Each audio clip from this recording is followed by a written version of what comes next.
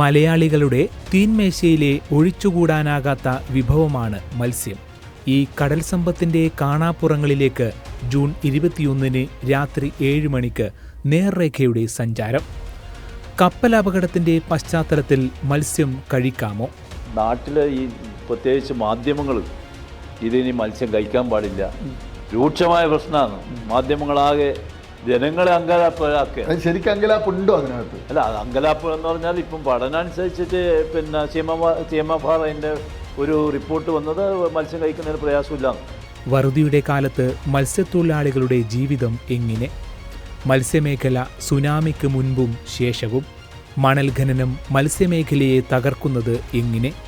ഈ അടുത്ത കാലത്ത് കുറച്ച് കാലമായിട്ട് കഴിഞ്ഞ കാലങ്ങളിൽ അനുഭവിച്ചിരുന്ന ചില ആനുകൂല്യങ്ങൾ നിഷേധിക്കപ്പെടുന്നൊരു സാഹചര്യം ഉണ്ടായിട്ടുണ്ട്. ആ ഫിഷറീസ് മേഖലയിൽ പ്രത്യേക ഭവന പദ്ധതി ഉണ്ടായിരുന്നു. ആ ഭവന പദ്ധതി എന്ന് പറയുന്നത് ഫിഷറീസ് ഡിപ്പാർട്ട്മെൻറ്റ് മത്സ്യത്തൊഴിലാളികൾക്ക് മാത്രമായിട്ട് നടപ്പിലാക്കുന്ന ഒരു ഗ്രാൻറ്റ് കൊടുക്കുന്ന പരിപാടിയാണ്. 20 വർഷം പിന്നിട്ടിട്ടും മത്സ്യമേഖലയിലെ കടാശ്വാസ കമ്മീഷൻ പിരിച്ചുവിടാത്തത് എന്തുകൊണ്ട്?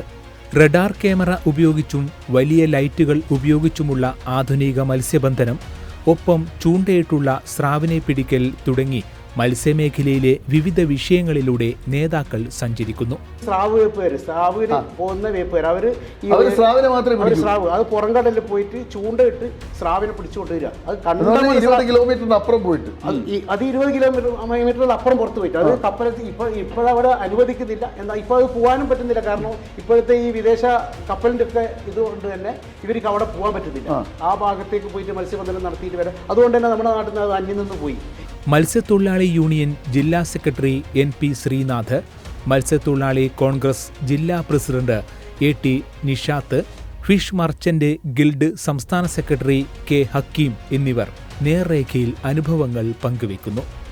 മത്സ്യമേഖലയെ അറിയാൻ, മത്സ്യസമ്പത്തിനെക്കുറിച്ച് അറിയാൻ കാണുക നേർരേഖ.